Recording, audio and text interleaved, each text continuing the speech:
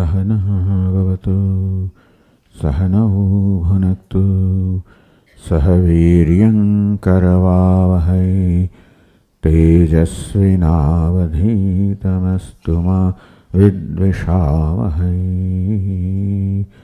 ॐ शान्ति शान्ति शान्तिः। ॐ पूर्णमदः पूर्णमिदं पूर्णात् पूर्णमुदच्यते पूर्णस्य पूर्णमादाय पूर्णमेवावशिष्यते। ॐ शान्ति शान्ति शान्तिः। श्रुतिस्मृतिपुराणानाम् आलयं करुणालयं नमामि भगवत्पादं शङ्करं लोकशङ्करं शङ्करं शङ्कराचार्यं केशवं बादरायणं सूत्रभाष्यकृतौ वन्दे भगवन्तौ पुनः पुनः। ईश्वरो गुरुरात्मेति मूर्तिभेदविभागिने व्योमवद्व्याप्तदेहाय दक्षिणामूर्तये नमः। सच्चिदानन्दमद्वैतं सर्वाधिष्ठानमुत्तमम् नत्वाष्टावक्रसूक्तस्य दीपिका तन्यते परा।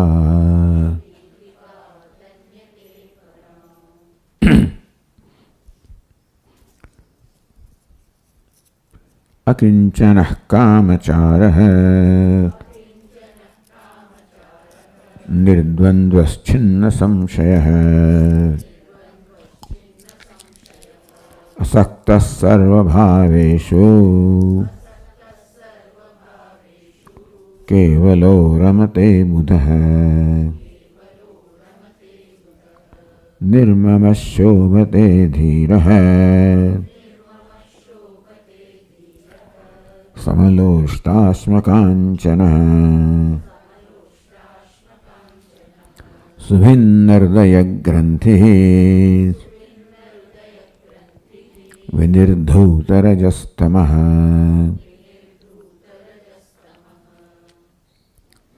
केवलो रमते बुधः। आ बुद्धिमान ज्ञानी पुरुष केवलो रमते रमण करे से केवलમાં એકમાં દ્વિતીયમાં પોતાનામાં। આમ કેવલત્વ પણ છે ને એકલતા પણ છે। એકલતામાં રમણ કરે છે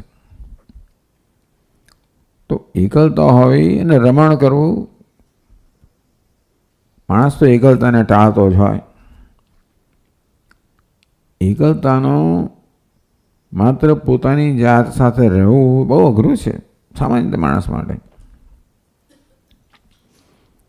જે પ્રકારની અંદર શાંતિ સંઘર્ષો ચાલી રહ્યા હોય, સામાન્ય માણસ એકલતાને ટાળતો હોય અને એટલા માટે અનેક પ્રકારની પ્રવૃત્તિઓ, અનેક પ્રકારની બહિર્મુખતા ઉત્પન્ન કરવામાં આવી છે જગતની અંદર, જેથી પોતે એકલા ન રહેવું પડે। જ્યારે એકલા રહ્યા વગર ન ચાલે એમ હોય તો કઈક રીતે પોતાના મનને મારી નાખવું, જેથી એ મન પોતા માટે સમસ્યારૂપ ન રહે। કેવી મુશ્કેલી છે એમનો સંસાર, જ્યાં પોતાનું મન જ પોતાના માટે મહાન સમસ્યારૂપ છે। આત્મેવ રિપુઃ આત્મનઃ, ત્યાંથી માંડીને આત્મૈવ હ્યાત્મનો બંધુ, પોતાના મનને બંધુ બનાવવું, અનુકૂળ બનાવવું, મિત્ર બનાવવું, અરે આત્મા બનાવવું। તો અનુકૂળ બનાવવું, ઉપયોગી બનાવવું, ઉપકારક બનાવવું, મિત્ર બનાવવું અને છેવટે આત્મા બનાવવું, આ આપણી સાધના છે। અને વળી પાછો આ વિવેક કે મનની અંદર જે કંઈ સંઘર્ષો છે એ બધા એની ભ્રમને કારણે, ખોટી માન્યતાઓને કારણે છે. આમ જીવનની સિદ્ધિ છે કેવલો રમતે બુધા. પછી તો આ જ્ઞાની પુરુષની દ્રષ્ટિમાં કેવલ સિવાય કંઈ છે પણ નહીં. જે છે કેવલ છે, એક છે, અદ્વિતીય છે. એટલે આમ જોવા જઈએ તો આપણને કેવલ માટે, અદ્વિતીય તમારો ખૂબ પ્રેમ છે ખરો. પણ મન જે છે ને એ વચમાં આવે છે. તેથી આપણે દ્વૈત ઊભું કરતા, દ્વૈત એટલે વિવિધતા ઉત્પન્ન કરતા છે. દ્વૈત તો ના કહેવાય. દ્વૈતને આપણે ભેદભાવને ટાળવાનો પ્રયત્ન કરીએ જ છીએ, પણ એની પ્રક્રિયામાં અનેક પ્રકારનો ભેદભાવ, વિવિધતા ઉત્પન્ન કરતા જઈએ છીએ. પણ ધ્યેય કહું કેવલો રમતે બુધ. જ્યારે મનુષ્ય પોતાની સાથે રમણ કરી શકતો હોય ત્યારે કશાય સાથે રમણ કરી શકે. સૌથી વધુ અઘરું છે પોતાની સાથે રમણ કરવું. આમ પોતાના મનને કેવી રીતે સતત અનુકૂળ બનાવવું, મિત્ર બનાવવું, શુદ્ધ બનાવવું, શુદ્ધ સત્વ બધું સાત્વિક બનાવવું. તતઃસુતમ પશ્યતે ધ્યાયમાં, પશ્યતે નિષ્કરમ ધ્યાયમાં તતઃસુતમ.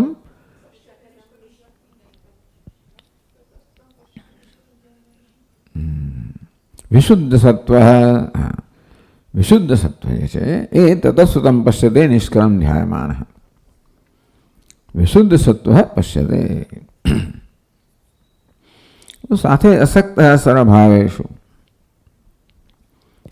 સરભાવેશુ જ્યાં દ્વૈત છે, ભેદભાવ છે, અથવા તો અસક્ત, ધીમે ધીમે આસક્તિમાંથી મુક્તિ, એટલે કે ભેદભાવમાંથી મુક્તિ. આસક્તિ છે ને ભેદભાવને દ્રઢ બનાવે છે. આસક્તિ એટલે એક જગ્યાએ વધારે પડતો પ્રેમ એ આપણને બીજેથી ખરેખર તો ભિન્ન કરે છે, જુદો કરે છે, વિખોડો પાડે છે.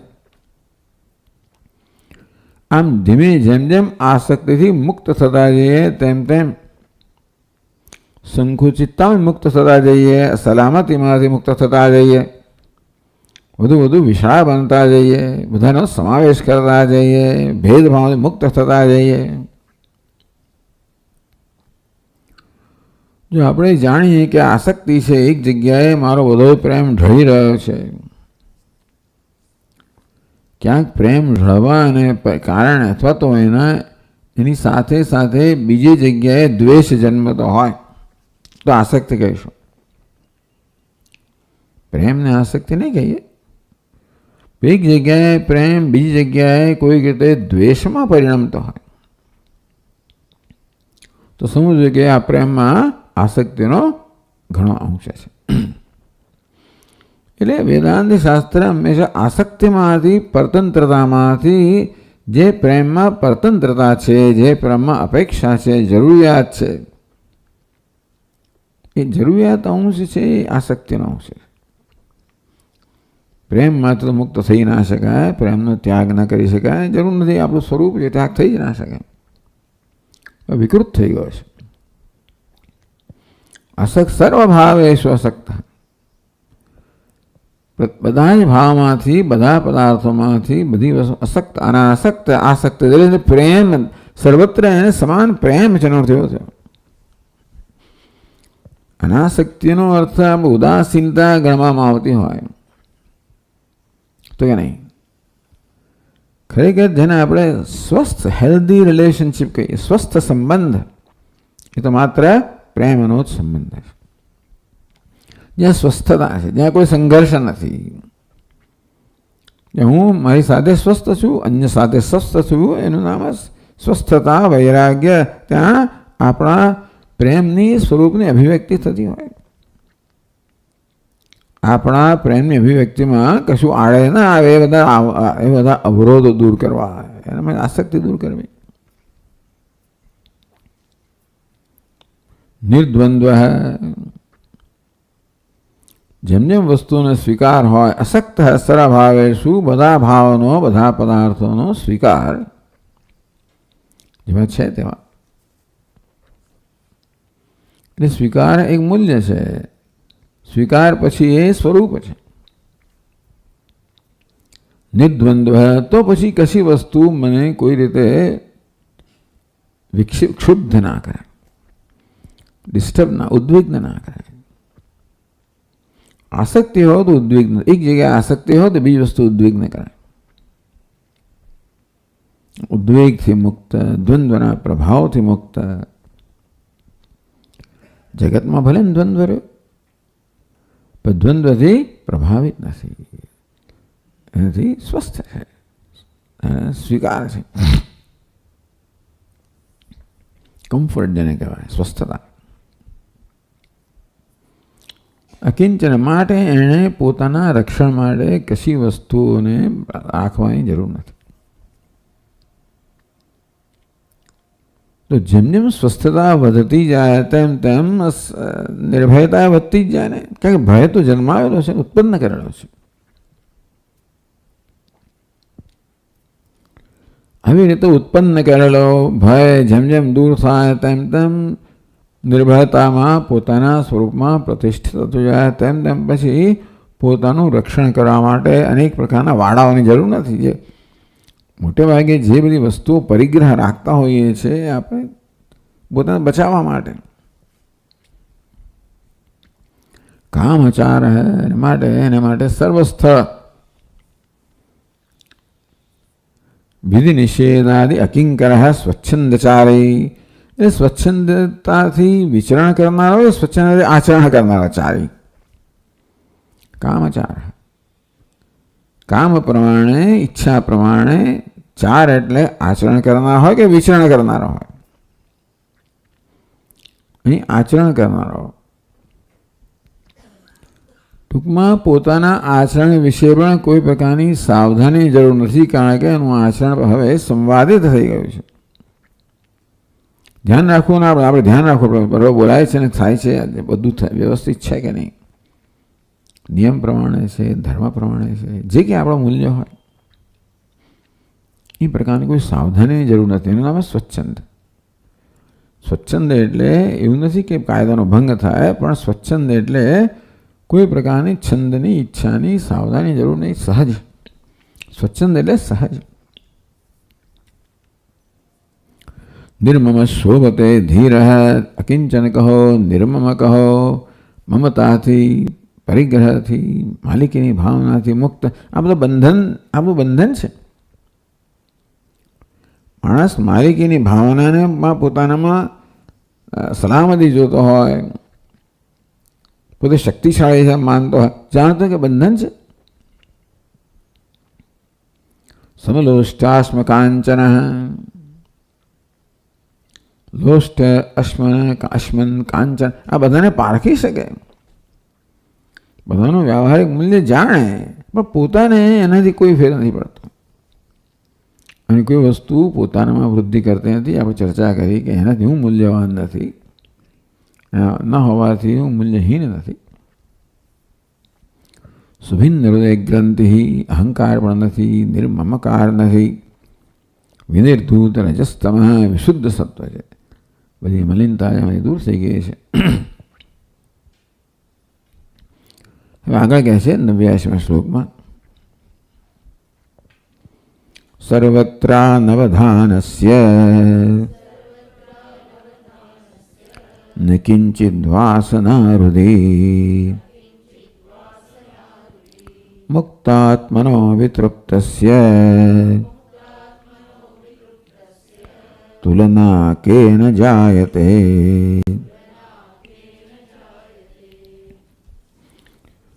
સર્વત્ર અનવધાનસ્ય, બધી જગ્યાએ અવધાન એટલે સાવધાન.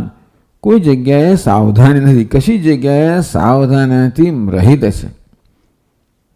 સાવધાન રહેવું એ મૂલ્ય ખરું, પણ સાવધાની પણ એક બંધન તો બતાવે જ છે. ધ્યાન રાખજે. આમ જરૂરી છે ધ્યાન રાખવું આપણા જીવનમાં. કેમ ધ્યાન રાખવાની જરૂર? કારણ કે ધ્યાન ન રાખીએ તો કંઈક ભૂલ થઈ જાય, એટલા માટે સાવધાની જરૂર છે. સાવધાન ન રહીએ તો કંઈક ખોટું કરી બેસીએ. એવું કેમ? કારણ કે મનની અંદર જે એવી જાતનું કંઈક ખોટું કરવાના સંસ્કાર વાસનાઓ જ રહી ગઈ છે. જ્યાં સુધી હજી આપણી વાસનાઓ કહો, એવું કંઈક દુનિયાનો સ્વભાવ કહો, રાગદ્વેષ કહો, સ્વચ્છંદતા કહો, છૂટ લેવાતી હોય, આમ કોઈ જીવતું ના હોય ત્યારે આરામથી છૂટ લેવાતી હોય, એટલે જીવતું હોય ત્યારે સાવધાન રહેવું પડે.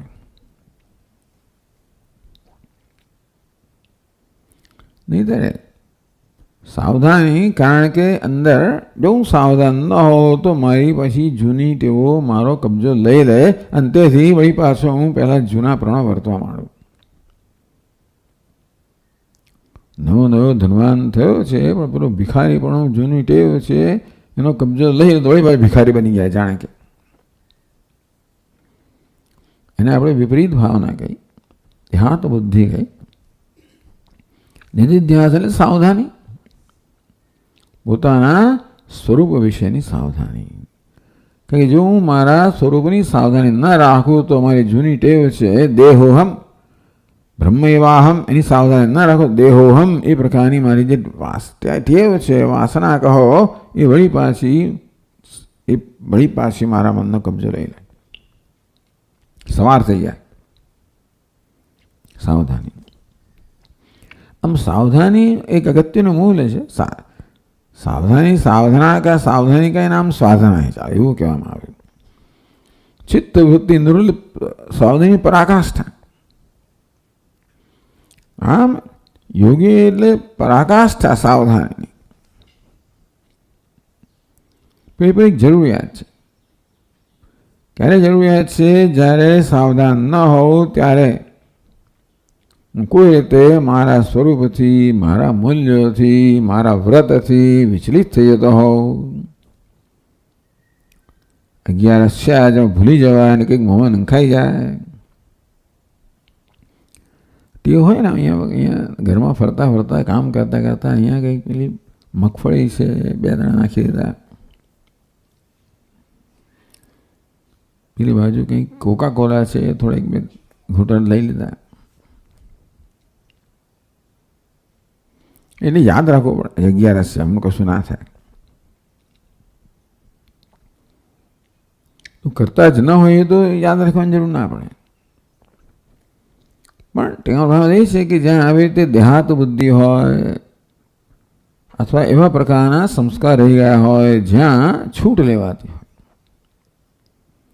જ્યાં નિયમોનો ભંગ થતો હોય, હોવાનું જ છે, એની પાસે સાવધાની આવશ્યક છે.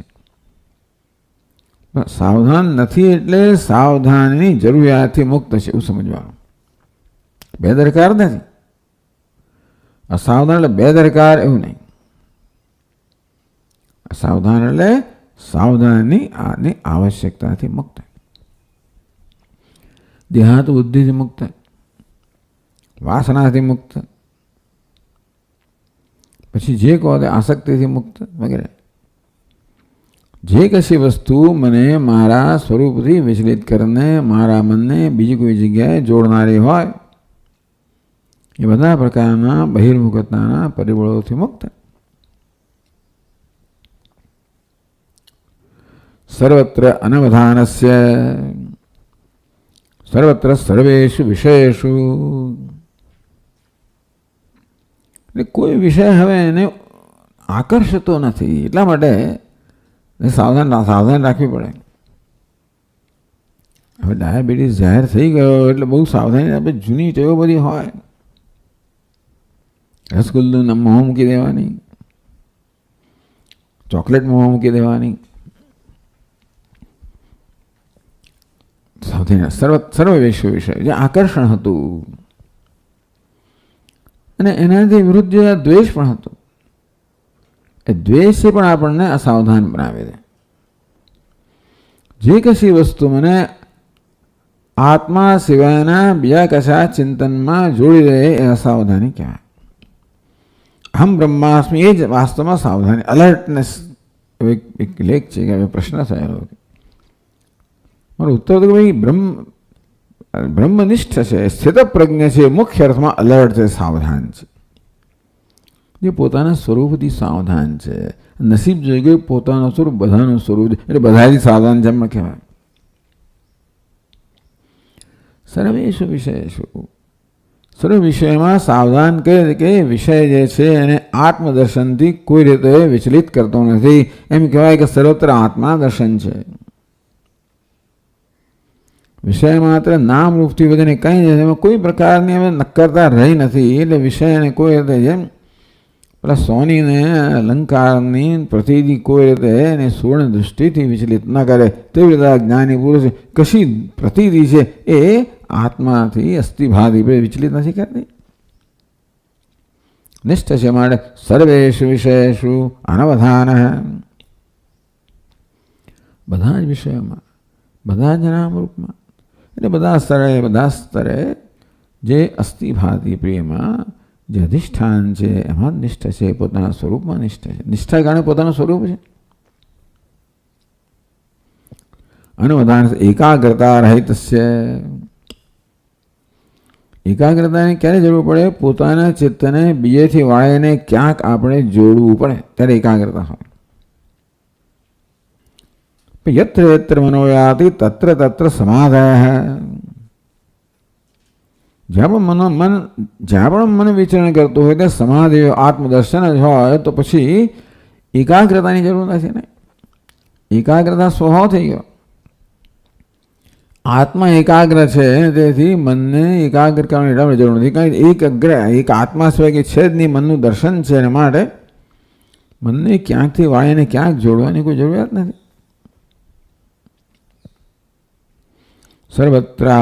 સર્વત્રાવધાનસ્ય ન કિંચિત વાસના હૃદય, એટલા જ માટે તથા હૃદય ન કિંચિત વાસના એ વસ્તુ છે. હૃદયમાં દેહાત વાસના મુખ્ય વાસના છે, એમાંથી વિષય વાસના આવે. દેહમાં ઉપાધિ અહમભાવ હોય એટલે એની સાથે દેહની જીનિસ ભયબંધી હોય. પરાંચિખાની વિતરણ સ્વયંભૂ, ઇન્દ્રિયોને વિષયો સાથે મિત્રતા હોય. તેથી આપણું મનને પણ મિત્રતા થાય એટલે આપણું મન પણ જાણી જાય. ઇન્દ્રિયાણામ વિચરણામ જન્મનો વિધીયતે,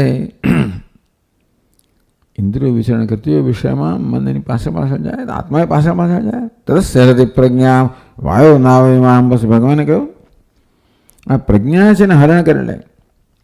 બ્રહ્મજ્ઞાન છે પરંતુ હજી આ પ્રકારની જ્યારે એ વાસના કહો, દેહાત બુદ્ધિ કહો, એને કારણે વિષયોની અંદર પણ આવા સુખ દુઃખના સંસ્કાર કહો એટલે સાવધાની ન હોય તો વળી પાછી ઇન્દ્રિયો મન પોતાની જૂની ટેવોને વશ થઈ જાય અને એની અંદર ખેંચાઈ જાય તો જોડે જોડે પ્રજ્ઞા પણ ખેંચાઈ જાય કહેવામાં આવે. તથા ન કિંચિત વાસના હૃદય, હૃદયમાં કોઈ વાસના નથી એટલે કોઈ દેહાત બુદ્ધિ નથી. એટલા જ માટે કોઈ રાગ દ્વેષ નથી, એના માટે કોઈ આકર્ષણ નથી, કોઈ દ્વેષ નથી. બધી જગ્યાએ સ્વસ્થતા છે, આત્મદર્શન છે.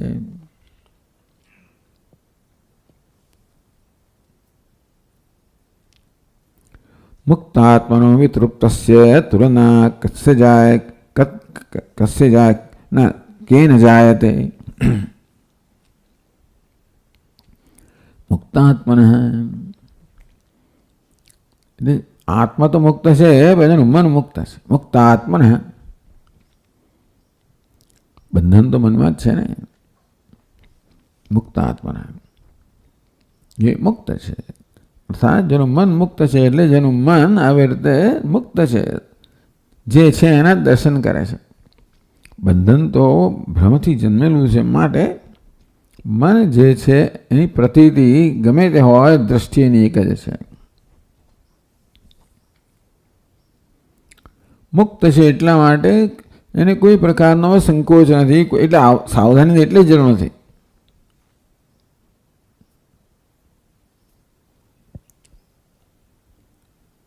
મુક્તાત્મન કર્તૃત્વાદિ અધ્યાસ રહિત આત્મન એવું કહ્યું. ગત સંગસ્ય મુક્તસ્ય જ્ઞાનાવસ્થિતચેતસઃ. એ થયું ગત સંગસ્ય મુક્તસ્ય. કેમ? જ્ઞાન અવસ્થિત ચેતસઃ. ચિત્ત જ્ઞાનમાં અવસ્થિત છે, જ્ઞાનમાં નિષ્ઠ છે, અર્થાત પોતાની સભાનતામાં નિષ્ઠ છે. હું બ્રહ્મ છું એ પ્રકારના જ્ઞાનમાં સભાનતામાં નિષ્ઠ છે.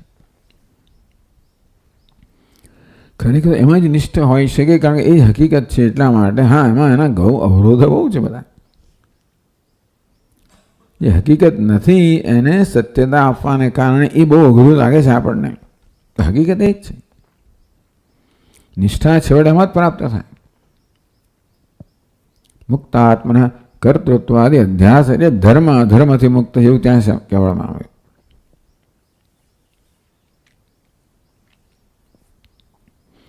ગત સંગસ્ય મુક્તસ્ય જ્ઞાનાવસ્થિત ચેતસ યજ્ઞાય આચરત કર્મ. એનું કર્મ યજ્ઞ માટે જ થાય, ધર્મ માટે જ થાય, નિષ્કામતયા જ થાય. કારણ કે એને પોતાનું કોઈ એજન્ડા, કોઈ પ્રયોજન રહ્યું નથી. પૂર્ણ છે, એનો કર્તૃત્વ ભોક્તૃત્વ રહ્યું નથી. જરૂરિયાત છે આ બધી. કર્તૃત્વ ભોક્તૃત્વ ક્યાં થાય? જ્યાં સુધી આની જરૂરિયાત હોય ત્યાં સુધી બધી વસ્તુ રહેવાની. કશી વસ્તુની જરૂરિયાત છે એ તો ભ્રમ છે, એ વાત સાચી. કશી વસ્તુ જરૂરિયાત છે કારણ કે કશી વસ્તુ મને સલામતી આપે છે, મને મૂલ્યવાન બનાવે છે.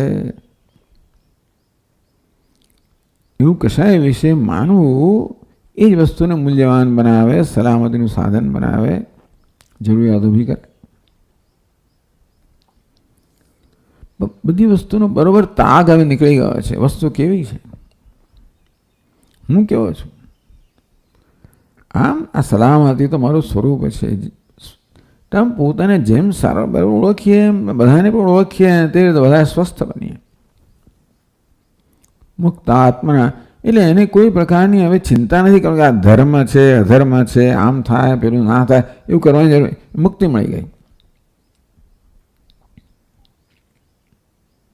ગત સંઘર્ષ કોઈ આસક્તિ નથી, કોઈ એજન્ડા નથી, કોઈ પ્રયોજન નથી, કોઈ જરૂર નથી, કશું પુરવાર નથી કરવાનું, કશું દેખાડવાનું નથી, કંઈ કરવાનું જ નથી. આપણે આપણા મન તરફ નજર કરીએ તો સતત કંઈ પુરવાર કરવા માગતા હોઈએ, કે દેખાડવા માગતા હોઈએ, કે ધ્યાન ખેંચવા કશું ને કશું કરતા માગતા હોઈએ. પોતાની અધૂરપમાંથી કેટલી બધી વસ્તુઓ, કેટલી ગ્રંથિઓ અને કેટલી ટેવો જન્મતી હોય છે.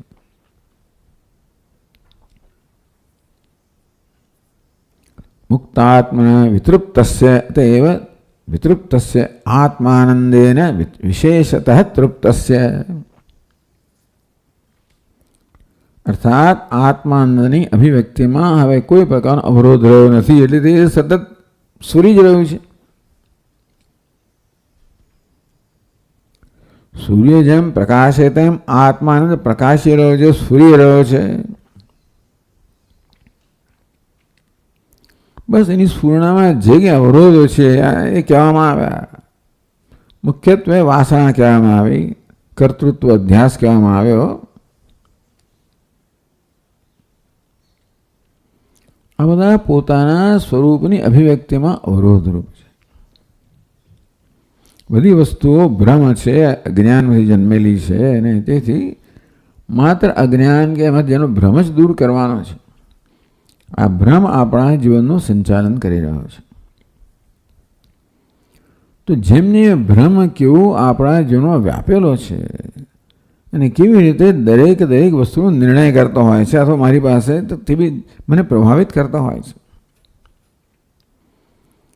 અનેક વાર આપણે કહ્યું છે કે આ ભ્રમ છે ને એનો આપણા જેનો પ્રભાવ જેમ જેમ સમજીએ તેમ તેમ ખબર પડે કે કોણ જવાબદાર છે બધા દુઃખ માટે. મૃત્યોસ્ય મૃત્યુમ ગચ્છતિ યહ નાનૈવ પશ્યતિ. આ સતત જેને શોક કહીએ, વિષાદ કહીએ, ચિંતા કહીએ, ઉદ્વેગ કહીએ, એ બધું આમાંથી જન્મનારો છે. આમ ભ્રમનો આપણા કેવો પ્રભાવ છે જેમ જેમ સમજીએ નહીંતર આપણે હંમેશા બીજાઓથી પ્રભાવિત થતા હોઈએ, એ તો બીજાઓને પ્રભાવિત કરવા દેતા હોઈએ. આપણામાં કશી વસ્તુ કોઈ પ્રકારનો પ્રત્યાઘાત જન્માવે, રાગદ્વેષ તો મેં એને એમ્પાવર કર્યો, મેં એને શક્તિશાળી કર્યો મને પ્રભાવિત કરવા માટે. ચાલો, એટલે આત્માનંદેન વિશેષતઃ તૃપ્ત. તૃપ્ત તો ખરો, વિશેષ તૃપ્ત. તૃપ્તિનો ક્યારેક ક્યારેક અનુભવ થતો હોય છે, જ્યારે અત્યંત સુખની પ્રાપ્તિ થાય ત્યારે, પણ એ તો તૃપ્તિ આવીને જતી રહેનારી છે. વિશેષતઃ તૃપ્ત, તૃપ્તિ આવીને જતી નથી રહેતી, આવતી નથી એટલે જતી નથી રહેતી. કહેવું તો કહેવાય કે તૃપ્તિ આવે પછી જાય નહીં, પણ આવી હોય તો જાય છે. એટલે જે તૃપ્તિ સ્વરૂપભૂત તૃપ્તિ છે, સામાન્ય તૃપ્તિનો અનુભવ થાય છે, અને કદાચ વિશેષ પ્રકારની તૃપ્તિ, એટલા માટે કહેવાય વિતૃપ્ત.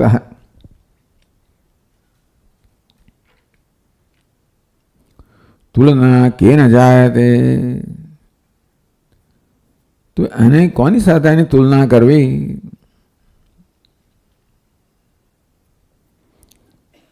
કોની સાથે એને સરખાવવો? અથવા કોણ એની સાથે તુલના કરી શકે? જ્ઞાની વ્યતિરિક્તસ્ય ઈદૃશ્યસ્ય અભાવાદ. સરખાવવા માટે કોઈ જોઈએ તો ખરો ને ઉપમા માટે. દૃષ્ટાંતો નહીં દૃષ્ટ ત્રિભુવન જઠરે સદગુરુ જ્ઞાનદાતો. શંકરાચાર્ય મહારાજ કે ભાઈ, મારા જ્ઞાન પ્રદાન સદગુરુના ની તુલના કરનાર ત્રણેય લોકમાં કશું છે જ નહીં, મને મળતી જ નથી તુલના. તો જ્ઞાની વ્યતિરિક્ત છે. હવે તુલના કરવા બે જોઈએ. એક છે એના જેવો, બીજો છે, અહીં તો બહુ સરસ વાત કરી. જ્ઞાની વ્યતિરિક્ત ઈદૃશ્ય અભાવાત. આ પ્રકારના જ્ઞાની સિવાયનો કોઈ હોય, કારણ જ્ઞાનીની દૃષ્ટિમાં એક અદ્વિતીયતા છે, માટે એનું નામ જ્ઞાન, કે કોઈ અન્ય છે જ નહીં. એટલે જ્ઞાનીની દૃષ્ટિમાં પણ કોઈ અન્ય નથી, અને તેથી આ પ્રકારની દૃષ્ટિ ધરાવતા જ્ઞાની જેવો કોઈ નથી. બીજો હોય તો એ જ હોય, બીજો ના હોય.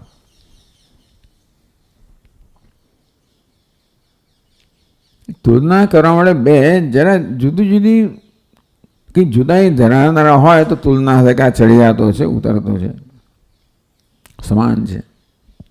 એના બે જોઈએ. જ્ઞાની વ્યતિરિક્તસ્ય ઈદૃશ્યસ્ય અભાવાદ.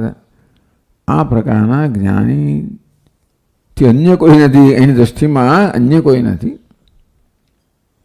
અથવા આ જ્ઞાની જેવો બીજો કોઈ નથી. તેથી એની તુલના કોની સાથે થઈ શકે? ન થઈ શકે. આમ કરીને આ જ્ઞાનીને તો ગુણગાન ગાવામાં આવે છે. જેમ શ્રીમદ ભાગવતમાં ભગવાનના ગુણગાન ગાવામાં આવે, રામાયણમાં રામજી, અહીંયા આગળ ગુણગાન ગાવામાં આવે છે. કોના? જ્ઞાનીના. એ ગુણગાન ગાવાનું ત્યાં પ્રયોજન શું છે કે આપણે સતત કૃપા પ્રાપ્ત થાય, અને પાપ અહીંયા ગુણગાનનું પ્રયોજન એ છે સતત પ્રેરણા પ્રાપ્ત થાય. કે જો આ કેવું ઉત્તમ છે, આમ આપણે કલ્પના કરીએ કે હું આવો હોઉં તો કેવું થાય. ત્યાં તો કલ્પના કરીએ ભગવાન રામચંદ્રજીની, તો પણ આપણે એના ચરણમાં જ હોઈએ, એ યોગ્ય છે. અહીંયા આપણે આ ચિત્ર ઊભું કરીએ તો આ પ્રકારે હું હોઉં તો હું કેવો હોઉં, એ જેમ જેમ થતું જાય તમે એ મૂલ્યવાન, આ વસ્તુ જેમ જેમ મૂલ્યવાન બનતી જાય ને, કે આ જ મારા જીવનનો સૌથી મૂલ્યવાન છે. આ હું, જે આદર્શ હું મારી સમક્ષ અહીંયા આગળ પ્રસ્તુત કરવામાં આવ્યો છે, એ જ મારે, એ જ મૂલ્યવાન છે. હું એને એ જ ઈચ્છી રહ્યો છું સતત. જાણે અજાણે જીવનમાં હું જે ઈચ્છી રહ્યો છું, આ હું ઈચ્છી રહ્યો છું. ભલે માનતો હો કે બીજા કશાને ઈચ્છી રહ્યો છું, પણ એ બધાની ઈચ્છા આત્મસ્તુ કામ આવે. આ આત્મા, ધ પ્લીઝડ સેલ્ફ, એટલે વિતૃપ્ત છે, અભિજાતનું પ્લીઝ. ખરું વ્યવહારમાં ચાલો સુખી હું ઈચ્છી રહ્યો છું, પણ છેવટે તો વિશેષતા તૃપ્ત. આ પ્રકારે આત્માનંદની વિશેષતા તૃપ્તિ પ્રાપ્ત કરી છે. महात्मा जीवन मुक्ति का विलक्षण आनंद है, चलो उसको विलक्षण आनंद कहो, विलक्षण तृप्ति. પણ આપણું પોતાનું ચિત્ર અહીંયા આપણી સમક્ષ પ્રગટ થઈ રહ્યું છે. હા, કોઈ મહાપુરુષનું ચિત્ર તો ખરું, પણ આ એક જ વેદાંતમાં એક મહાન લાભ એ છે, જેમ શંકરાચાર્ય મહારાજ કહે કે ભાઈ સ્થિત પ્રજ્ઞાના લક્ષણો છે એ સાધક માટેના સાધન બની રહે, મૂલ્ય બની રહે, કારણ કે એનું પણ સ્વરૂપ છે. એટલા માટે જે લક્ષણો સ્થિત પ્રજ્ઞામાં છે એ બધા લક્ષણો આપણામાં છે. એટલે આનું વર્ણન કોઈ ઊંચાઈ, લંબાઈ, પહોળાઈથી નથી થતું, ભાષાથી નથી થતું, વેશભૂષાથી થયું નથી. ભલે એમાં પ્રશ્નો કરવામાં આવતા હોય, એને મનની સ્થિતિનું વર્ણન થઈ રહ્યું છે. તેથી એ દરેક વસ્તુ આપણા માટે મૂલ્ય બને. અને આ રીતે અહીંયા આગળ જીવન મુક્તની અહીંયા સ્તુતિ થઈ રહી છે, પ્રશંસા થઈ રહી છે, વખાણ થઈ રહ્યા છે, નિરૂપણ થઈ રહ્યું છે. એમ આપણા પોતાના સ્વરૂપનું નિરૂપણ થઈ રહ્યું છે. જે માત્ર આપણા જીવન ધ્યેય છે એટલું જ નહીં, પરંતુ જેને જે ધ્યેય છે, ટૂંકમાં જેને મનમાં ધ્યેયમાં રાખીને આપણે બધું કરતા હોઈએ છીએ. પ્રત્યેક ક્ષણે આપણે આ જ ઈચ્છીએ છીએ. એની એ પ્રકારની સમજ ન હોવાને કારણે એ ઈચ્છાઓ જ્યાં જતા વ્યક્ત થતી હોય વિકૃત થઈને, બધી ઈચ્છાની પાછળ આ જ ઈચ્છા છે કે હું આવું હોવું જોઈએ. આવો દસમો કેવો હોય તો આ હોય. અને નસીબ જોગે 10મો છું, આ છું જ. આ સિવાયનું જે કશું મને મારામાં જણાતું હોય એ અજ્ઞાનની ઉપજ છે, ભ્રમની ઉપજ છે. અને તેથી મને કશું લાગતું ઓળખતું નથી. મારે એનાથી મારી જાતને મૂલવવાની નથી.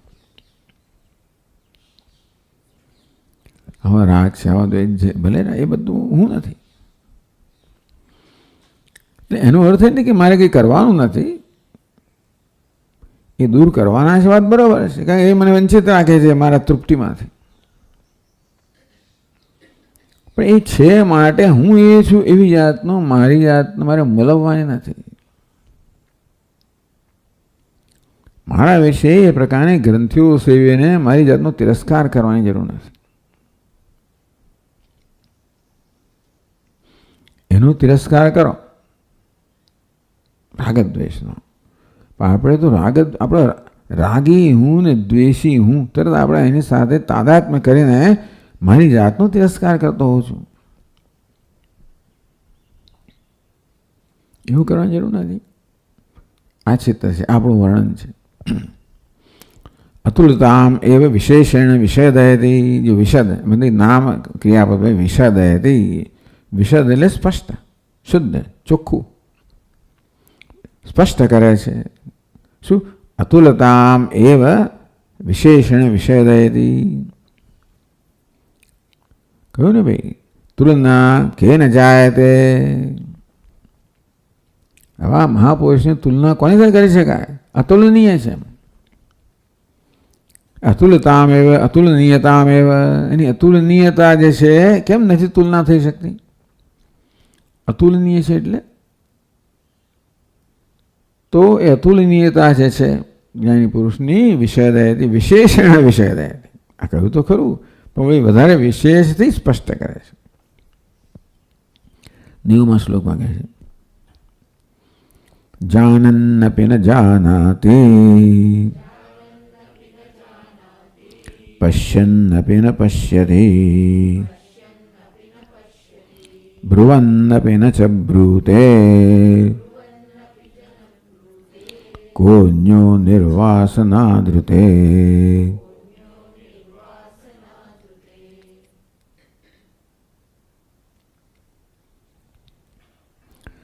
નિર્વાસના તૃદે કો અન્ય. કહ્યું ખરું? આગળ કહેવામાં આવ્યું ન કિંચિત વાસના હૃદય, જેને હૃદયમાં કોઈ પ્રકારની વાસના નથી. એ જ કહે છે અહીંયા આગળ, એ સ્પષ્ટ કરે છે. નિર્વાસના ધૃતે, નિર્વાસના એટલે વાસના નિર્ગતા યસ્માત સહ નિર્વાસના, જેમાંથી બધી વાસનાઓ નીકળી ગઈ છે. બહુવ્રીહી સમાસ તો નિર્વાસના તથા બધી વાસનાથી મુક્ત છે. જ્ઞાની તો જ વાસનાથી મુક્ત થવાય જ્યારે જ્ઞાન થાય. બધી જ વાસનાઓ કહો, બધી ઈચ્છાઓ કહો, બધું અજ્ઞાનની ઉપજ હોવાને કારણે એનું નામ જ જ્ઞાન. જ્ઞાનાગ્નિ સર્વકર્માણી ભસ્મસાત કુરુતે તથા. અજ્ઞાન વેગની બધા કર્મને, બધી કર્મ એટલે ભાઈ વાત કર્તૃત્વની, ભોક્તૃત્વની જે ટેવો છે તે કર્મને ભસ્મ કરે કે ના કરે એની આપણે કોઈ ચિંતા નથી. કર્મ કશું કરતા નથી. કર્મને કશું કરવાની આપણે શક્તિ પ્રદાન કરીએ છીએ. કર્મ વિચારો શું કરે? કર્મ તો સંજોગો રચે. એ સંજોગોને આપણને પ્રભાવિત કરવાની, આપણને વિક્ષુબ્ધ કરવાની, ઉદ્વિગ્ન કરવાની આપણે કર્મને, સંજોગોને શક્તિ પ્રદાન કરીએ છીએ. શેના દ્વારા? કર્તૃત્વ બુદ્ધિ દ્વારા, ભોક્તૃત્વ બુદ્ધિ દ્વારા. મૂળ પ્રશ્ન અહીં રહેલો છે. ભલે આપણે ફરિયાદો ઘણી કરીએ સંજોગો વિશે, સારું, પણ સંજોગો કશું કરી શકે એ ત્યારે જ્યારે હું એમને કરવાની શક્તિ પ્રદાન કરું. વેદાંત સિવાય કોઈ આવું સમજી જ ના શકે. પ્રશ્ન ક્યાં? એનો અર્થ નથી કે આપણે આપણી જાતને દોષ આપે કે હું આવો છું, એવું પણ નથી. આ કર્તૃત્વ મેં ઊભું કર્યું હોત તો બરાબર છે. ટૂંકમાં હું મારી જાતને દોષ આપી શકું જે મેં પોતે કરેલું હોય, જેનો હું જવાબદાર હોઉં. આ તો માથે મારવામાં આવ્યું છે, હું જવાબદાર નથી. કર્તૃત્વ ભોગતૃત્વ એટલે ભાઈ જા એમ મોકલવામાં આવે. અહીંયા આગળ માગ્યું નથી. તેથી આ પ્રકારની સમસ્યા લઈને મને મોકલવામાં આવ્યો છે. કર્તૃત્વ ભોગતૃત્વ હું જવાબદાર નથી. હા, હું જવાબ હોવા માટે જવાબદાર, એને દૂર કરવા હું જવાબદાર છું. એવું થયું. આપણે ધકેલે અંદર પેલા ભૂલ ભૂલામણ આપણે બહાર નીકળો. ભૂલ ભૂલામણ ધકેલી દે કર્તૃત્વ ભોગતૃત્વ વગેરેમાં બહાર નીકળો. બસ એટલા માટે આપણે પછી જે જરૂરિયાત હતી ને એ બધી વસ્તુ આપવામાં આવી. બીજા કોઈ એવી સમસ્યા નથી મનુષ્ય સિવાય. મનુષ્ય બિચારો આત્મસભાન પ્રાણી હોવાને કારણે આ સમસ્યા ધરાવે તો લે મેં તને બુદ્ધિ આપી, તને આપ્યું, શાસ્ત્રો આપ્યા, ગુરુ બધું આપ્યું. ભગવાન કે ને બધી વસ્તુ તને આપી છે. તને સરસ નૌકા આપવામાં આવી, બહુ સુંદર રીતે રચાયેલી. તને એને કર્ણધાર આપવામાં આવે ગુરુરૂપી. અને ભગવાન કે હું જ પવન છું. તારી જે નૌકા છે એને અનુકૂળ પવન પણ હું જ છું. એટલે સમસ્યા આપીને પછી ઉકેલ માટેની બધી રચના વ્યવસ્થા પણ આપી દીધી છે ભગવાન. એવું નથી, એ રથ આપી દીધો. એટલે બી ઘોડાઓ છે, સારથી છે, લગામ છે, બધું છે. ધ્યેય છે પણ એ ખરું કે બંને બાજુ જઈ શકે એમ છે તું, એ તારી જવાબદારી ખરી. પ્રત્યેક ક્ષણે શ્રેયનો માર્ગ પણ આવે, પ્રેયનો માર્ગ આવે. એ કોયડો તને આપેલો છે, મલ્ટિપલ ચોઇસ. સતત મલ્ટિપલ ચોઇસ છે. પહેલાં લોકોને ચિંતા નથી. મલ્ટિપલ ચોઇસ એટલે સંઘર્ષ. એક જ આપણે ખાનું આપ્યું તો ફટફટ આપણે તરત બધા માર્ક્સ આવી જઈએ ને. એટલે મનુષ્ય જીવોને એક કોઈ ચોઇસ નથી. બધું સરખું જ બરાબર જ કરે. એમનો પેપર સાચો જ હોય. ઉત્તર વાહિની એ કોઈ ફેલ ના થાય. કોઈ દિવસ ખોટું ના કરે અને તેથી કોઈ પાપ ના કરે અને કોઈ દિવસ એવું ફળ ના ભોગવવું પડે. એટલે માણસનો મલ્ટિપલ ચોઈસ, ખોટો ચોઈસ, ખોટી પસંદગી કરે તો પાપ પણ કરે અને પછી ભોગવવું પડે.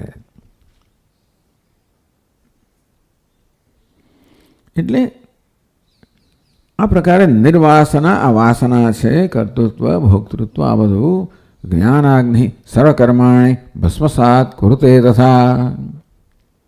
જ્ઞાનાગ્નિ અહમ બ્રહ્માસ્મિ આવે સમક્ષ, કર્તાહમ ભોક્તાહમ તરત ભસ્મસાત કરે.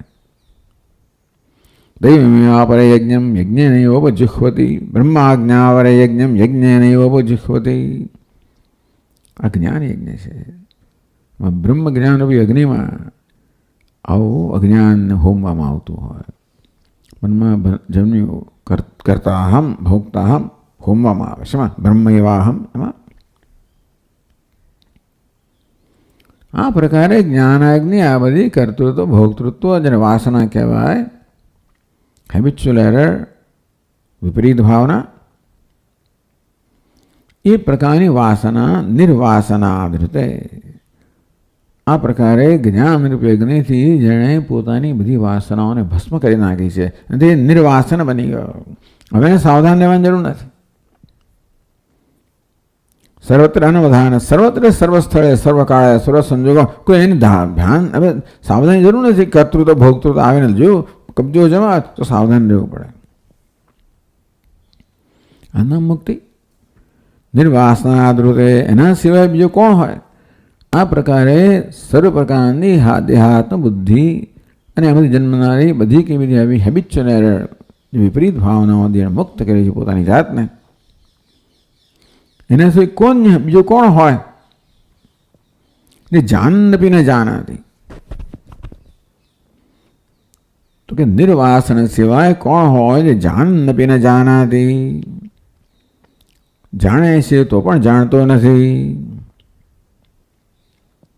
જાણે છે, આગળ આવી ગયું. લોક દૃષ્ટ્યા મનસા જાનન્નપી વસ્તુ તો ન જાનાતી. અન્યની દ્રષ્ટિએ જાણે છે, અન્યને જાણનાર કહે ને જાનાતી, પણ એનામાં એવું અભિમાન નથી હું જાણનાર છું એટલે જ્ઞાતા પ્રમાતા એવી જાતનું અભિમાન રહ્યું નથી. કરતા ભોગતા પ્રમાતા. તો ચાલો જાનન જાણે છે, પ્રમાતા છે, એ પ્રકારે વર્તે છે. ટૂંકમાં વ્યવહારની અંદર એવું વ્યવસ્થિત વર્તન છે અને એ પ્રકારનો વેશ પણ ભજવે છે. અર્થાત એ પ્રમાતાનો વેશ ભજવે છે અને તેથી પ્રમાતા હોય તે પ્રકારે વ્યવસ્થિત રીતે વ્યવહાર કરે છે. પણ સાથે સાથે એને પ્રમાતાપણા સાથે અંતર છે, આંતરિક અંતર તો છે જ. સર્વત્ર અનવધાન, એને કોઈ પ્રકારની અવધાનની જરૂર નથી, સાવધાની. કારણ પોતાના સ્વરૂપથી સદા એ પરિચિત સાવધાન છે. કેમ બીજી સાવધાની? કાંઈ સ્વરૂપમાં સાવધાન છે એટલા માટે. પોતાના સાચા સ્વભાવથી સાવધાન હોવાને એ કેમ સાવધાન છે? કારણ કે એમાં નિષ્ઠા છે એટલા માટે. સ્વરૂપ છે, સ્વભાવ છે. અને એની દ્રષ્ટિમાં અન્ય કશું છે પણ નહીં. આત્મા એવ એકદમ સર્વમ, એટલે પછી સાવધાનીની આવશ્યકતા જ નથી. આવું છે એના સિવાય બીજું કોણ હોય? પેલી તુલના કરવામાં આવે ને, તુલના કે ન જાય તે. અને જો કેમ તુલના નથી? અને જો હોય કોણ બીજો? કોણ? જે જાણ નથી ને જાણાથી. જે જાણે છે છતાંય જાણતો નથી એવું બીજો હોય કોણ? લોક દૃષ્ટ્યા મનસા જાનનપી વસ્તુ તો ન જાનાતી. એ જ્ઞાતા હોય, પ્રમાતા હોય, એ પ્રકારનો વ્યવહાર કરે છે. અને તેથી જેમ હું પ્રમાતા હોઉં અને વ્યવહાર કરતો હોઉં એ પ્રકારના વ્યવહારથી હું એમ માનું કે એ પણ પ્રમાતા જ છે ને. આપણે આપણી રીતે જ બીજાને બોલાવતા હોઈએ ને. આથી બીજાની દ્રષ્ટિએ પ્રમાતા છે, પણ ન જાનાતી, પોતાની દ્રષ્ટિએ જ્ઞાતા નથી, પ્રમાતા નથી.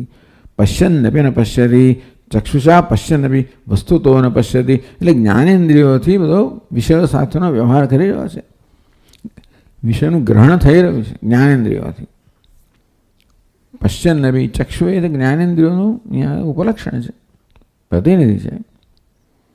અર્થાત જગતના વિષયોનું જ્ઞાનેન્દ્રિયો દ્વારા વિષયોનું દર્શન થઈ રહ્યું છે. એટલે વિષયોનું દર્શન પણ વ્યવસ્થિત કરતો હોય એ પ્રકારે જ વ્યવહાર છે. એટલે આ એક બહુ મહાન ચમત્કાર છે. આથી બીજો કયો ચમત્કાર જોઈએ? કરવા છતાં નથી કરતો, ન કરવા છતાં કરે છે, એથી કયો મોટો ચમત્કાર જોઈએ? ચક્ષુષા પશ્યન્નપી વસ્તુતો ન પશ્યતિ. આમ બીજાની દ્રષ્ટિએ જોઈ રહ્યો છે, સાંભળી રહ્યો છે, સ્પર્શી રહ્યો છે, સૂંઘી રહ્યો છે, પણ પોતાની દ્રષ્ટિએ કંઈ કરતો નથી. કારણ કે કોણ કોની સાથે શું કરે? તત્ર કેન કમ જીઘરે, કોણ કોણ કોનાથી સૂંઘે, એટલે એવું એવી જતું દ્વૈત રહ્યું નથી. સૂંઘવાના, જોવાના, પશ્યેત, જીઘ્રેત. તો આવું સાંભળવું, જોવું વગેરે જ વ્યવહાર માટે જે પ્રકારની વ્યવસ્થા જોઈએ, વ્યવસ્થા રહી નથી ને. ભેદભાવ જોઈએ. દ્રષ્ટા, દૃશ્ય, દૃશ્યમ આ પ્રકારની ભેદ દૃષ્ટિ હોય તો મુખ્ય અર્થમાં તમે દર્શન કર્યું કહેવાય. યતૃ અસ્ય સર્વમ આત્મૈવ અભૂત તેન કહ કેન કમ કશ્યેત. જેની દ્રષ્ટિમાં દ્રષ્ટા, દૃશ્ય, દર્શન આત્મા જ છે, તો હવે પછી જોનારો, જોવાનો વિષય, જોવાનું આ બધું આત્મા, કોઈ ભેદ રહ્યો નથી. છતાંય ભેદ છે વ્યવહારમાં. પ્રતીતિ છે પણ દૃષ્ટિ નથી. એટલે આવી જાતનું કોણ કરી શકે? અને તુલના, કારણ કે આવું કરી કોણ શકે?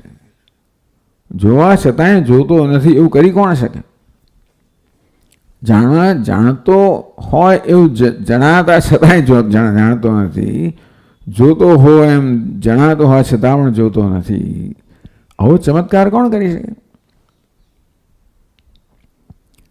ભ્રુવન્નપી ન બ્રૂતે. કર્મેન્દ્રિયનું ઉપલક્ષણ કહ્યું અહીંયા આગળ બોલે છે. અર્થાત કર્મેન્દ્રિય કર્મ કરે છે, ગ્રહણ કરે છે વિષયોને, પણ સ્વયં નથી કરતો. એટલે આટલું અસાઇનમેન્ટ, આટલું મોટું કામ આપણે આપવામાં આવ્યું છે. કારણ કે એ તો આનખાગ્રે પ્રવિષ્ટ હે, એ તો પ્રવેશ કરીને પછી સીધો અહંભાવ આવી ગયો. પ્રાણેવ પ્રાણના ભવતી. શ્વાસ લેનારો બની ગયો, વક્તા બની ગયો, શ્રોતા બની ગયો, દ્રષ્ટા બની ગયો, મંતા બની ગયો, જ્ઞાતા બની ગયો.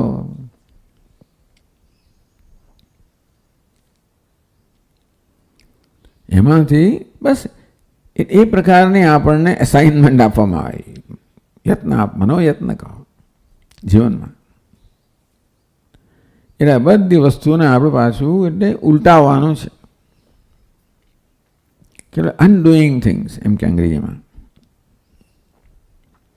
કર્તૃત્વ અભિમાન અભાવાદિત્યર્થ. કર્તૃત્વ અભિમાન નથી, એટલે કર્મેન્દ્રિયો દ્વારા ભોક્તૃત્વ, જ્ઞાનેન્દ્રિયો દ્વારા ભોક્તૃત્વ, કર્મેન્દ્રિયો દ્વારા કર્તૃત્વ. જ્ઞાનેન્દ્રિયો સાથે મન તો હોય, પણ મુખ્યત્વે બધા અનુભવો જ્ઞાનેન્દ્રિયોના સ્તરે થતા હોય. એટલે આંખો, નાક, કાન વગેરે જે પ્રકારની માહિતી આપે, ઉદ્દીપનો આપે, એ પ્રકારે મન પછી અનુભવ કરે. અનુભવ મનમાં થતો હોય છે, પણ અનુભવ માટેના દ્વાર જે છે એ જ્ઞાનેન્દ્રિયો છે. અને કર્મેન્દ્રિયો દ્વારા થતું હોય છે, મન વડે થતું હોય, પ્રાણ વડે થતું, પ્રાણ દ્વારા પણ છેવટે એની અભિવ્યક્તિ કર્મેન્દ્રિયોના સ્તરે છે. એટલે કર્તૃત્વ નથી, ભોક્તૃત્વ એટલે અહંભાવ નથી. ઇન્દ્રિયાણી ઇન્દ્રિયાર્થેષુ વર્તન્તે ઇતિ ધારયન, ગુણાગુણેષુ વર્તન્તે ઇતિ મત્વા ન સજ્જતે વગેરે. એટલે કહ્યું કે નિર્વાસના તો તે કો અન્ય, નિર્વાસન સિવાય એવા જ્ઞાની મહાપુરુષ એવું કોણ હોય જે જોવા છતાં જોતો નથી, બોલવા છતાં બોલતો નથી, જાણવા છતાં જાણતો નથી. એટલે એની તુલના કોઈ હોય તો તુલના કોની સાથે કરવી? તુલનીતા બતાવી. આગળ પણ કહે છે, ભિક્ષુર્વા ભૂપતિર્વાપી યો નિષ્કામસ્ય શોભતે ભાવેષુ ગલિતા યસ્ય શોભના શોભના મતિઃ.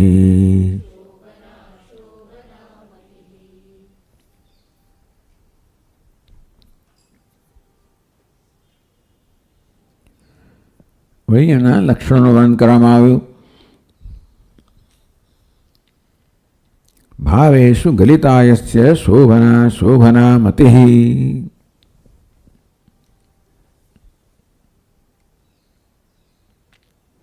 ભાવેષુ શોભના મતિઃ અશોભના મતિઃ. સારી નરસી ભાવના.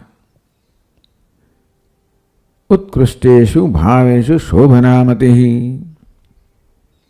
ઉત્કૃષ્ટ ભાવ હોય, પદાર્થ હોય, વ્યક્તિ હોય, સંજોગ હોય, ઉત્કૃષ્ટ પદાર્થ. પદાર્થ એટલે વ્યક્તિ પણ હોય, વિષય પણ હોય, દેશ કાળ ગમે તે હોય, ઉત્કૃષ્ટ, જેને ઉત્કૃષ્ટ માનવામાં આવે છે. શોભના મતિઃ. શોભનત્વ અવગાહિની મતિઃ. શોભનત્વ અવગાહન કરનારી, આ શોભનત્વ માનનારી, આ શોભન છે, આ ઉત્તમ છે, ઉત્કૃષ્ટ છે, એ પ્રકારની મતિ જન્મવી કશી વસ્તુ માટે. અને શોભનાધ્યાસ કહેવામાં આવે એટલે શોભના શબ્દ વાપર્યો. જો શોભના બંને કહેવામાં આવે, શોભના અશોભના. શોભનાધ્યાસ વેદાંતમાં બહુ પ્રસિદ્ધ શબ્દ પ્રયોગ છે, પણ અશોભનાધ્યાસ પણ થતો હોય છે. શોભનાધ્યાસ રમણીયતા બુદ્ધિ. વસ્તુમાં રમણીયતાનો આરોપ કરવો, તેથી એને શોભન માનવી, ઉત્કૃષ્ટ માનવી, ઉપયોગી માનવી, સુખનું સાધન માનવું, અનુકૂળ માનવી. વસ્તુ છે પણ અનુકૂળતા છે, રમણીયતા છે, એ અધ્યારોપ છે. રમણીય તો છે જ ને, બધું રમણીય જેટલી વાત છે, પણ એક વસ્તુ રમણીય થાય છે. બધાને રમણીય કે તો વાંધો નથી. બધું ઈશ્વરનું દર્શન છે, બધું જ રમણીય છે, બધું સુંદર છે, તોય વાંધો નથી. કે કશે રમણીયતા નથી, બધું મિથ્યા છે, તોય વાંધો નથી. રમણીયતા કોને કહેવાય? એકને રમણીયતા, એકને રમણીય માનવામાં આવે અને બીજાને ન માનવામાં આવે. એટલે એકમાં કોઈ વિશેષ પ્રકારના ગુણ દેખાય આપણને, અન્યતનો અભાવ જણાય, એ તો આપણી વ્યક્તિગત અધ્યારોપ છે. આપણું મન એ પ્રકાર અધ્યારોપ કરે પછી જુએ છે, રમણીયતાનો આરોપ કરે પછી એને શોભન કહે. શોભે છે, ઉત્કૃષ્ટ છે, ઉપયોગી છે, સુખનું સાધન છે. આ તો સ્વાભાવિક થતું જ હોય છે. ઇન્દ્રિયસ્ય અર્થેષુ રાગદ્વેષો વ્યવસ્થિત. ભગવાન કે ઇન્દ્રિયોને પોતપોતાના વિષયો પ્રત્યે રાગદ્વેષ વ્યવસ્થિત છે, ટૂંકમાં લઈને જ આવે છે. આપણે આવું કરવાની આવી વલણ લઈને આવ્યા છે. એને વાસના કહો, સંસ્કાર કહો, વલણ કહો, ટેવ કહો. વસ્તુના સંપર્કમાં આવી એટલે આપોઆપ જ કશુંક થઈ જ જાય. શોભના અશોભના મતિ.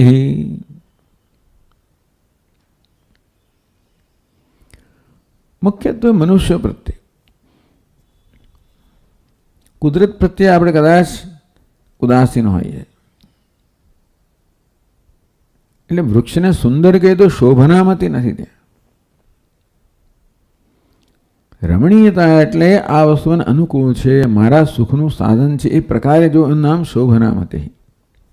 શોભનામતી કહો, અધ્યાસ કહો, શોભનાધ્યાસ કહો. એટલે કુદરતમાં આપણને વસ્તુ શોભાયમાન લાગતી હોય એ આવો અધ્યારોપ નથી. એટલે બીજી વસ્તુ પ્રત્યે દ્વેષ જન્માવતો નથી કરતો. આ વૃક્ષ કે તું કેવું છે વૃક્ષ, જો આ કેટલું સરસ છે એવું, તો એ મુશ્કેલી થઈ ગઈ. એવું નથી. આમ આવી તુલના થઈને આપણા મનમાં શોભન અશોભન નથી જન્મતું. જેમ જેમ મન ચોખ્ખું થાય એમ કુદરત બધે શોભન જ લાગે આપણને. પણ આ જે વિષય છે, ઇન્દ્રિયના વિષયો, સુખના સાધનો જેને માનવામાં આવે છે, એ બધી વસ્તુઓ માટે શોભના અધ્યાસ, સર્વણીયતાનો અધ્યાસ સુખનું સાધન છે, એ પ્રકારનો ભ્રમ. વ્યક્તિઓ પણ આવી જાય, સંજોગો આવી જાય, વિષયો આવી જાય.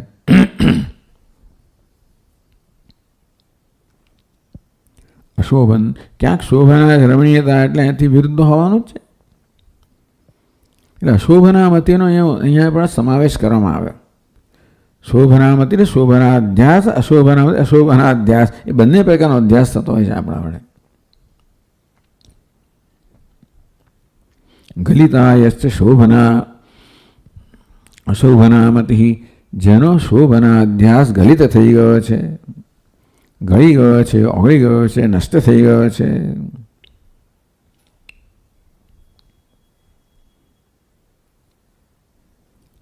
એટલે ઓગળી ગઈ છે, ગલિત. અર્થાત આમ જ્ઞાનના પેલા અગ્નિ સમક્ષ જેવી રીતે પેલું વસ્તુ ઓગળી જાય, પેલું મીણ હોય ઓગળી જાય ને, તેમ વિવેકના આ પ્રકારના અગ્નિ સમક્ષ આ બધી શોભના અશોભના જે બુદ્ધિ છે, મતિ છે, બધી અવિવેકનું પરિણામ છે. વસ્તુઓના વાસ્તવિક ન જોવાને કારણે, જે છે એના કરતાં અન્ય રીતે જોવાને કારણે અવિવેક. એટલે ત્યાં આગળ આપણને ઉપયોગીતા જણાય, રમણીયતા જણાય, અનુકૂળતા જણાય, અને બીજી જગ્યાએથી વિરુદ્ધ જણાય. તો વિવેકરૂપી અગ્નિ જે છે, આ બધા અવિવેકને એમાંથી જન્મનારી આ શોભના અશોભના મતિ છે ને બાળી નાખે, ઓગાળી નાખે. ગલિતા. આ પ્રકારે વર્ણન કરવામાં આવ્યું. એટલે આ શ્લોકમાં જ્ઞાની મહાપુરુષો ભિન્ન ભિન્ન, આમ જોવા જઈએ તો જુદું નથી, છતાંય પણ જુદું છે. દરેકે દરેક શ્લોક છે એને પોતાનો કંઈક, પોતાની કોઈક શું કહેવાય, ફ્રેગ્રન્સ, પોતાની કોઈ સુગંધ છે, પોતાનો કોઈ સુસ્વાદ છે, કંઈક પોતાની શોભા છે, કોઈક શેડ છે, જરા જુદા જુદા, એક જ રંગ હોય પણ જુદા જુદા શેડ હોય ને, એ બધું એક જ છે, એના જુદા શેડ સૂક્ષ્મ. આપણને આમ બહુ મોટી જોઈએ તો એકનું એક જ વર્ણન લાગે, પણ જેમ આપણે જરા વિચારતા જઈએ તેમ આપણે થોડું થોડું સૂક્ષ્મ આપણને એમાં એવા શેડ્સ દેખાય, રંગ દેખાય. એ પ્રકાર વર્ણન થઈ રહ્યું છે, આપણે આગળ જોઈશું. ઓમ પૂર્ણમદ પૂર્ણમિદમ પૂર્ણાત પૂર્ણમુદચ્યતે પૂર્ણસ્ય પૂર્ણમાદાય વશિષ્યતે. ઓમ શાંતિ શાંતિ શાંતિ. શંકરમ શંકરાચાર્યમ કેશવમ બાદરાયણમ સૂત્રભાષ્યકૃતૌ વંદે ભગવन्तौ પુનઃ પુનઃ. ઈશ્વરો ગુરુરાત્મેતિ મૂર્તિભેદવિભાગિને વ્યોમવદ્વ્યાપ્તદેહાય દક્ષિણામૂર્તયે નમઃ. ઓમ શાંતિ શાંતિ શાંતિ. હરિ ઓમ. શ્રી ગુરુભ્યો નમઃ.